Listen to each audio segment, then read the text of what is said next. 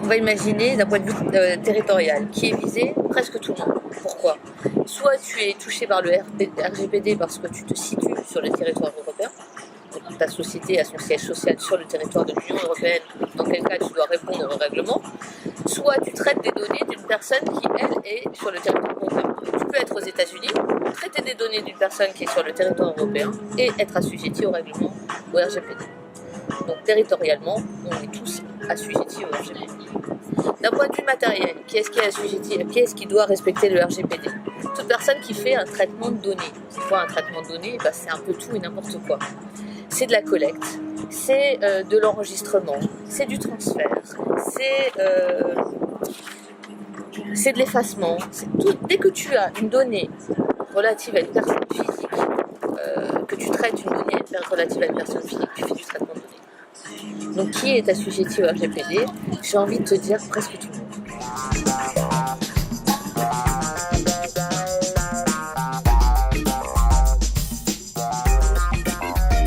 Une donnée, c'est une information relative à une personne physique identifiée ou identifiable. Alors c'est quoi identifiable?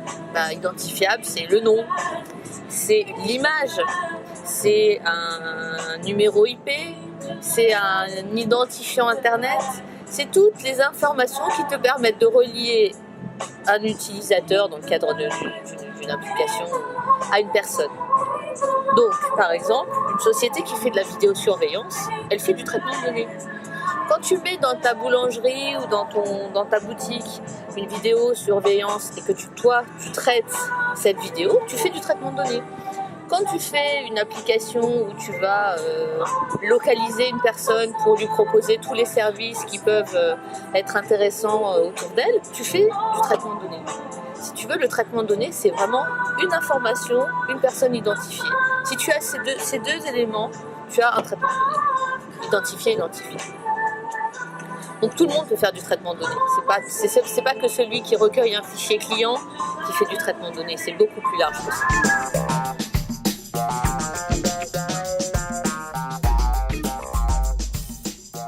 Il est déjà entré en vigueur. Il est en vigueur depuis le 25 mai 2018. Donc on est déjà tous assujettis au RGPD.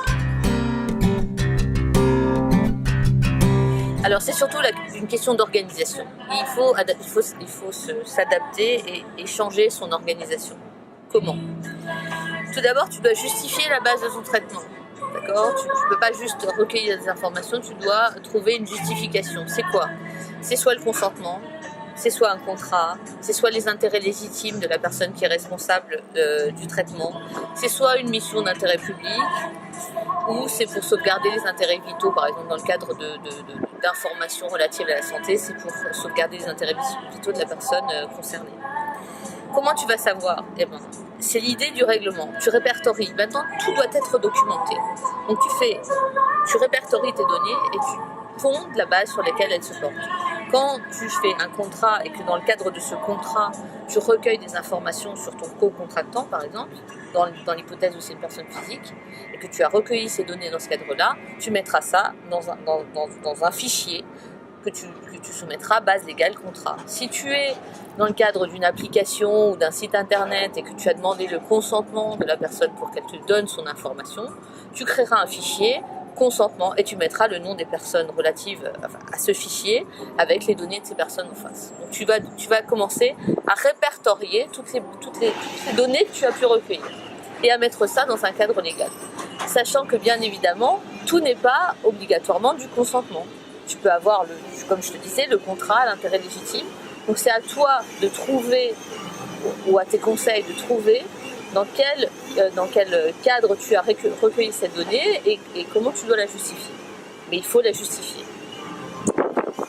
La question du consentement, alors ça a été bien évidemment l'objet de plein de propos et de discussions avec ce fameux opt-in, opt-out, qu'est-ce qu'il faut faire, qu'est-ce qu'il ne faut pas faire. tu dois effectivement demander le consentement. Ça ne peut plus être un mode opt-out. Tu ne dois plus devoir décocher. Au contraire, tu dois devoir cocher. Tu dois être clair dans ce que tu demandes. Tu dois expliquer à la personne pourquoi tu lui demandes son consentement. Quelle est la finalité de ce traitement? Qu'est-ce qui peut le voir, à qui tu peux le communiquer, est-ce que c'est pour une commercialisation d'un fichier ou non, est-ce que le traitement va traverser des frontières, dans quel cas il faut informer la personne. Donc tu dois vraiment fournir un certain nombre d'informations à la personne qui, elle, va, au vu de toutes ces informations, décider si oui ou non elle souhaite te confier les données qui la concernent. Étant rappelé que aujourd'hui, l'accès à la donnée doit être facilité. La personne doit pouvoir accéder à son fichier, à ses données, doit pouvoir les modifier, demander bien évidemment au travers du responsable, mais demander à ce que ces données soient modifiées. Tu ne peux plus garder un fichier pendant 10 ans, sauf si c'est justifié que tu le gardes pendant 10 ans. Mais si c'est un fichier client lambda, tu dois avoir un certain nombre, une durée à laquelle tu gardes ce fichier, et puis après, soit tu dois l'effacer, soit tu dois redemander un consentement si c'est dans le cadre du consentement d'une personne. Donc aujourd'hui, la durée de ce fichier est limitée. C'est vraiment pour éviter les abus.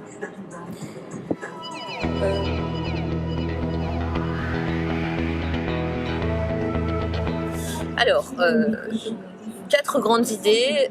Faire un registre de données, ce que je disais tout à l'heure, répertorier les données, inscrire les personnes concernées et garder ça de manière écrite ou informatisée si c'est le cas. Mais il faut avoir une trace écrite, il faut documenter.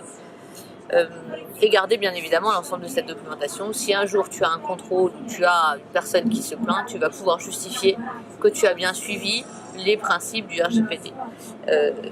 Comme je le dis assez souvent, le RGPD c'est pas une obligation de résultat. C'est plus, il faut mettre en œuvre tous les moyens pour réussir à protéger au maximum les données que tu traites et le justifier.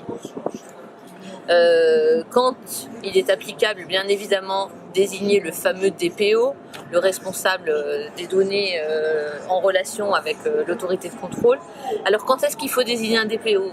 C'est la grande question, c'est un peu problématique parce que le règlement parle de DPO dans certains cas, personnes publiques qui touchent moins.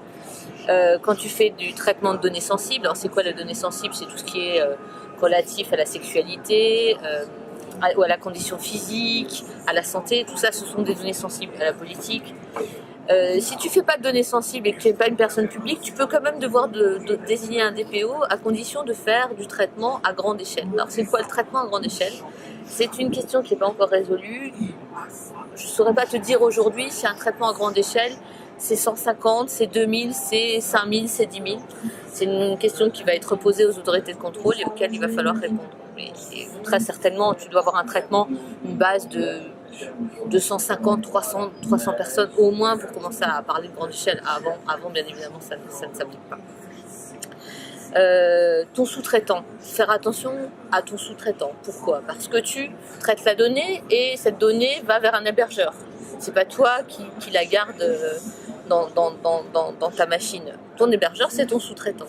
Et ton sous-traitant, c'est toi qui en assumes la responsabilité. Donc si demain, il ne suit pas toutes les conditions du RGPD, tu es toi responsable du traitement, responsable de son sous-traitant.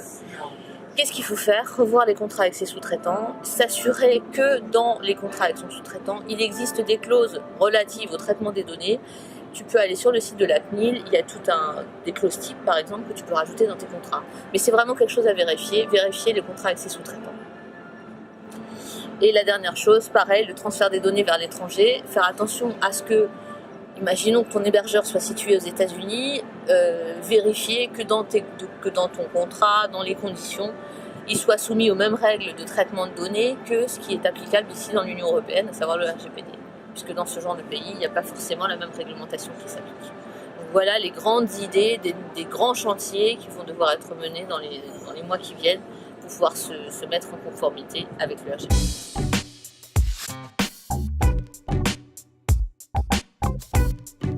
L'information doit être transparente et claire. C'est-à-dire que tu ne peux pas prendre le texte de loi et le mettre sur ton site. Il faut vraiment que ce soit simplifié pour que la personne elle comprenne ce qu'elle est en train de lire. Et il faut assurer des mesures de sécurité. Qu'est-ce que tu vas faire en cas de fuite ? Il faut que tu aies déjà un espèce de cheminement de ce qui va se passer s'il y a une fuite de données. ton responsable de données, à qui il doit traiter, l'information qui doit remonter à la CNIL si le traitement est en France, à l'autorité compétente dans le pays dans lequel tu te trouves, et tout ça de manière très transparente. L'utilisateur doit comprendre ce qui se passe avec ces données, où elles vont, et vers qui elles vont, et pourquoi elles ont été prises. Voilà. Et tout ça, bien évidemment, de manière documentée. Le consentement, quand tu recueilles le consentement, tu dois documenter tu dois te garantir la preuve que tu as bien demandé le consentement.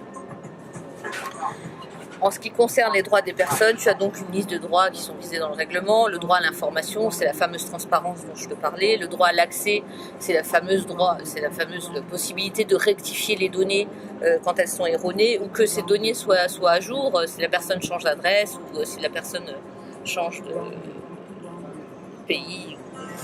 Le droit à l'effacement des données, le droit à la limitation du traitement des données, le droit d'opposition et surtout le droit à la portabilité des données pour permettre aux personnes de pouvoir circuler sur l'espace internet sans avoir à se demander comment je vais faire pour transmettre tout ça.